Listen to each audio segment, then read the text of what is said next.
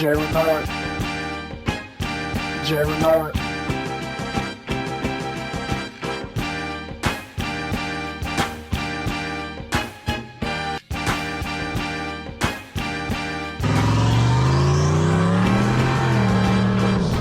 Alright, what's going on, my people? Welcome to the Sn95 Power channel. I hope everybody's enjoying their Sunday. You know, I can't be too mad about my Bears. Justin Fields is back.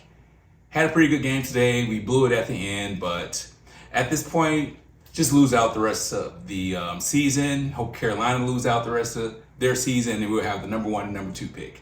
But I digress. Let's talk about what's going on today. So I got the new fuel pump hanger.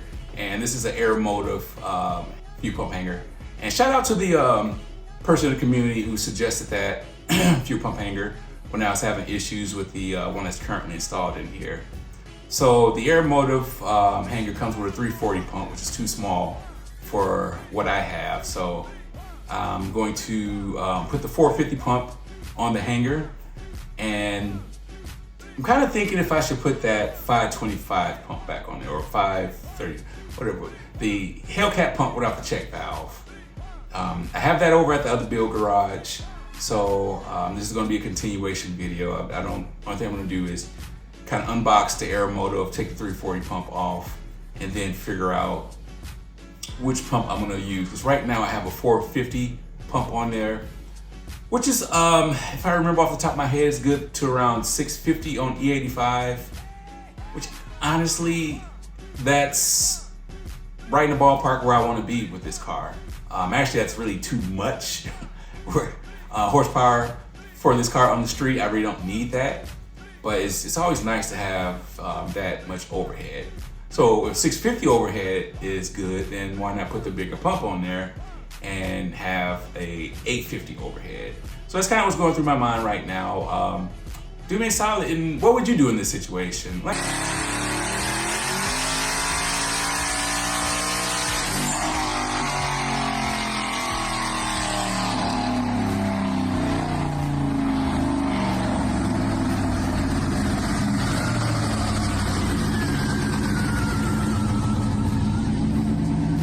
oh, fuck yeah! 1,003 and 774. like I say, I'm not really into horsepower numbers, but if I had to put a number on paper where I would want this car to be at all the time, I would say 500 horsepower.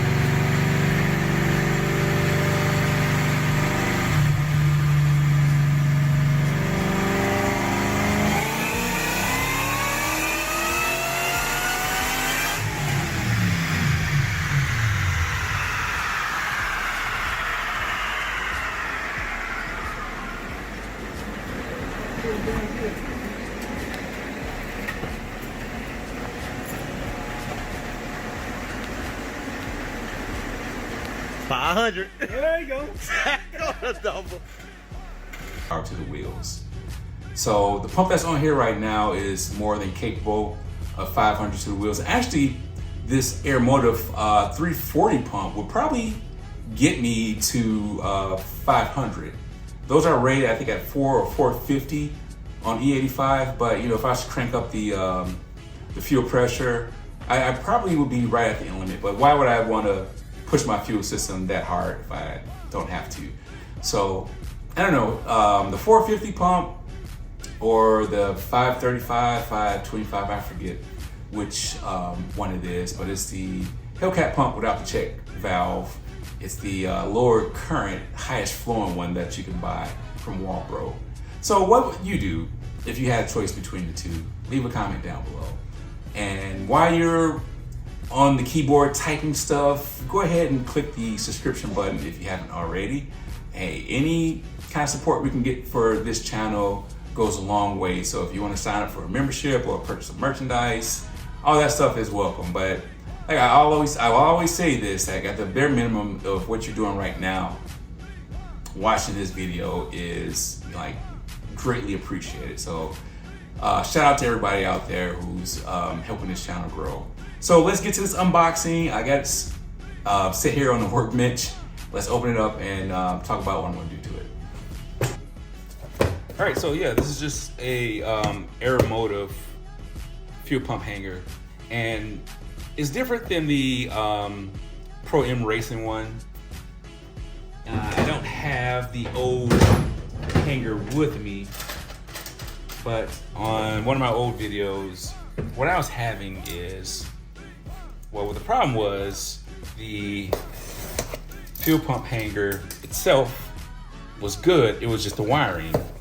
So let's open this up first.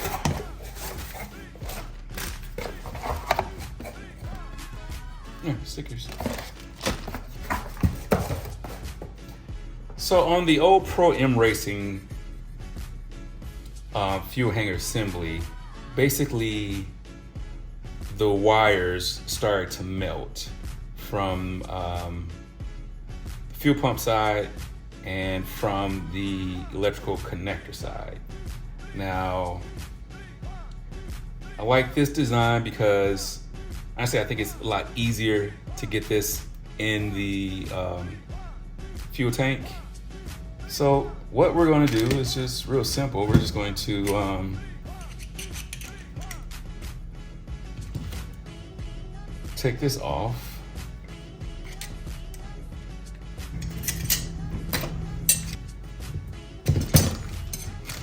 All right, so there's no other modifications I need to do. Like I'll need to get like a small, probably hose clamp, put that on there. Gosh, I still think this wiring is a little bit too small.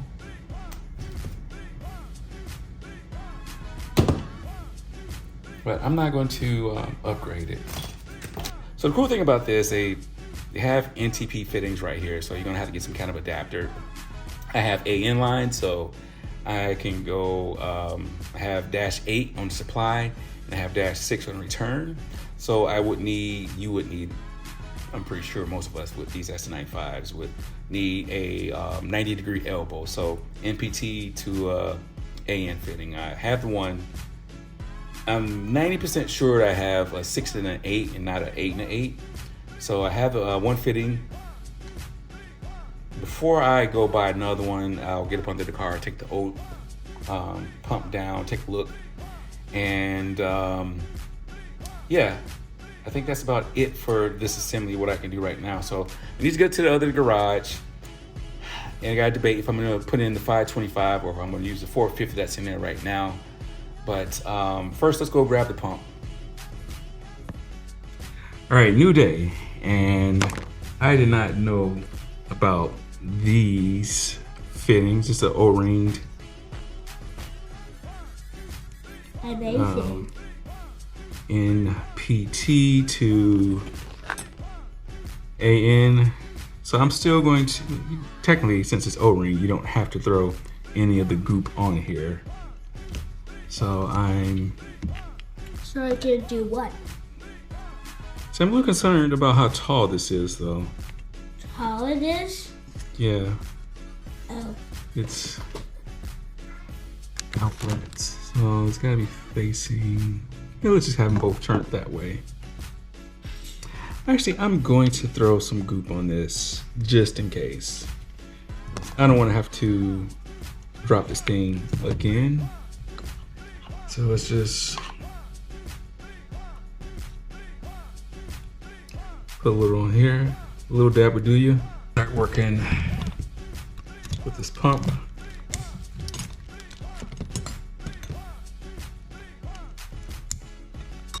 It just looks so much bulkier than this new design right here. Don't put your hand right there, Bryson. You're gonna ruin my video. Oops. Trying to see what he's doing. He's doing your video. Yeah, well, I'm showing America how to change a fuel pump. This is a fuel pump. The fuel pump? Yes. All right, the GoPro is getting ready to die. So let's, I'm gonna need some kind of goop to go on here.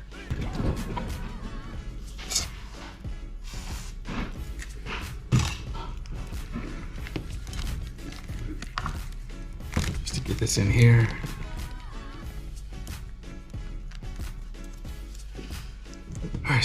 that. Now let's get this into the position that I want.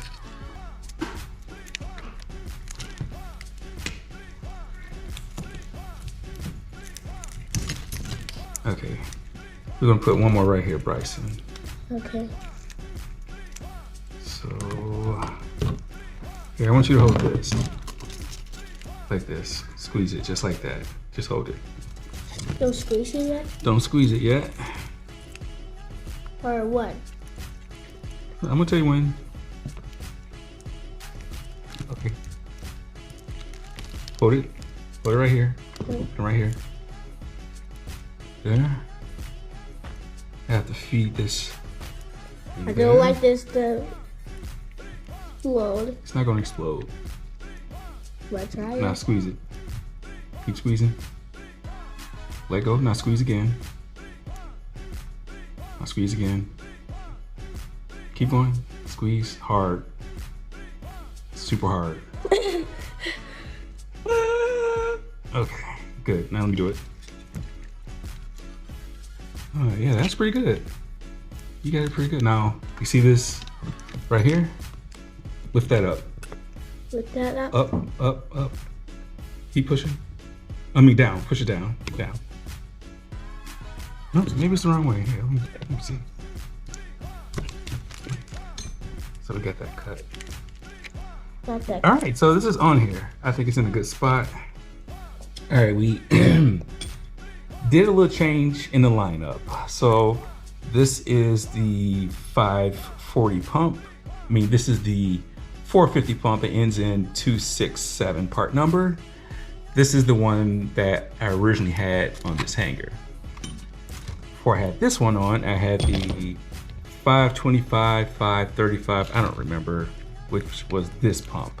There's nothing wrong with this pump. It was just this connector had melted. So I just went back with the 295 pump. This one is the highest flowing of these Walbro style fuel pumps. It does not have an internal check valve, so you have to have a fuel filter, inline fuel filter with a check valve to hold the fuel pressure, so when you start the car, you don't have a hard start. But this is how I got this rigged up. One thing I don't like is how this is kind of off-centered, but I'm not going to worry about it. I have the two 90-degree fittings. I actually like the design of this one, where you have this like 90-degree bend right here, where on this one, the flow of the fuel doesn't hit a restriction. All right, so here's the moment of truth. I'm trying to get this sock in here. I know the pump has to line up this way. So these slots on the aftermarket one are a lot longer than the slots of the OEM one, so it's not gonna work.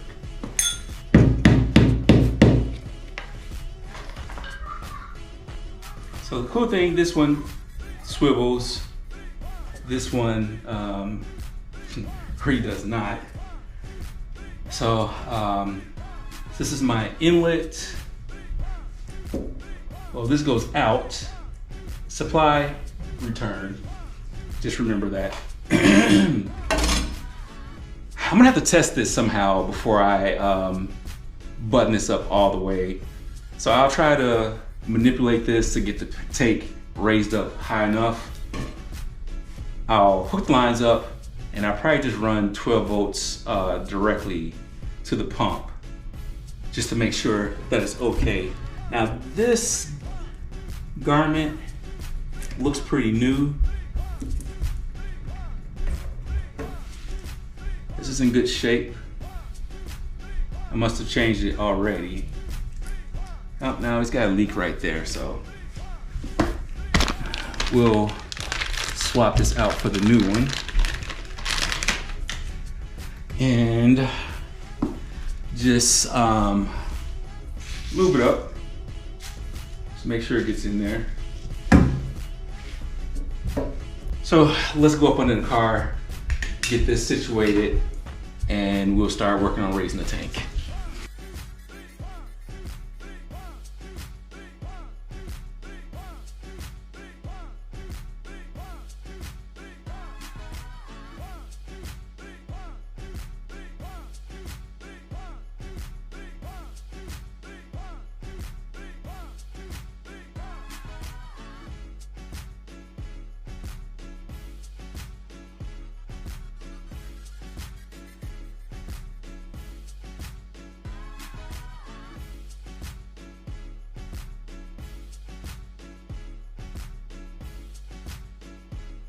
I only got 3% left on this camera, but I'm about to prime the pump, just make sure nothing leaks. All right, I just want to show y'all something real crazy. I turned on the key, the pump primed. I didn't hear anything flowing, so I came up here, I checked my gauge, and it was reading 0. Lo and behold, so I had the lines crossed. I fixed that, and let me get some light and see if I can get up under here. All right, so I had to fix the lines. I had them crisscrossed, but the big concern was, let's get up under here. I had a break in the line, and you can kind of see the residue of it right here. And I had one of these metal clamps, and allegedly it rubbed enough where it created a pinhole leak right here. And man, I'm so blessed that nothing happened, because I've been smelling fuel from up under this car for quite a while. And it almost started happening when I replaced that original hanger, and you know, I did the modification, put the goop on there, and I thought the goop might have dissolved. And when I pulled the old hanger out the tank, you know, all the goop was pretty solidified, and I just thought it might have been one of the sealing rings on the tank. Come to find out, it was leaking on this muffler. And the good thing is I always have my dump open when I drive, so this muffler doesn't get a lot of heat, but still is a pretty dangerous situation. So kind of bit the bullet on that one, or I dodged a bullet on that one. So I got everything wrapped up for now. The new pump hangers is in the tank, but the thing is now I have to run a new line from my hanger up to my fuel filter in the inside of the fender well. So we'll get that going at another time, but hey, I know this is another long video, but I appreciate y'all rocking with me and hanging with me through this.